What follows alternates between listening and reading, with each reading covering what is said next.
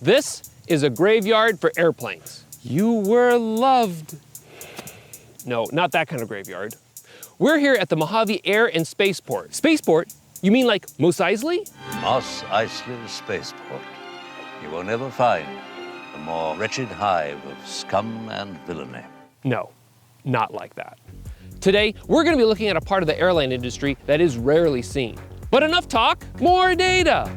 It's data time!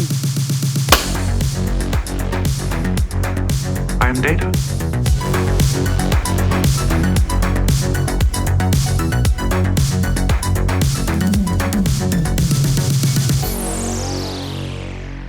I'm currently in Mojave, California, about 90 minutes northeast of Los Angeles, and what you can see behind me is the Mojave Airplane Graveyard, or Boneyard. Why do they give it such a weird name like that? This is where airplanes go to die. The Mojave Airport was first opened in 1935 in order to support the local gold and silver mines. In 1941, the Marine Corp took it over as an airbase used to train American aviators in World War II. After the war, the military continued to use the airport off and on for training purposes. Then, in 1961, the airport was transferred over to the county, where it has been used by the public ever since. Given its remote location, the airport has been used for flight testing, as well as space development. Most notably, it was the test site for SpaceShipOne, the first privately funded human suborbital flight, which successfully launched in 2004. But the Mojave Airport has another unique service that it provides to the airline industry. It serves as a location for defunct aircraft to end their service. The average airliner is in service for about 20 to 30 years. Boeing estimates that their 737 aircraft have a lifespan of about 55,000 flight hours, or 90,000 flight cycles. Their 747 aircraft have a lifespan of about 90,000 flight hours, or around 35 years. Airbus estimates that their A320 aircraft have a lifespan of around 60,000 flight hours, or 24,000 flight cycles. And their A380 aircraft have a lifespan of about 60,000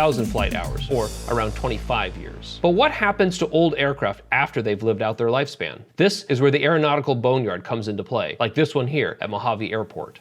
Old airplanes will fly their final flight here, where they will be decommissioned and scrapped for parts. Why do they do all this way out here in the desert? The dry climate of Mojave makes it ideal for storing airplane parts so that they are preserved from the elements. In fact, there are several of these aeronautical boneyards in the US, most of which are here in the dry Southwest. So what do they do with all the parts? Reuse them for other aircraft. In fact, some airplanes are refurbished and can go on to live a second life. You mean these airplanes return to life and leave the graveyard? Yeah. Zombie airplane.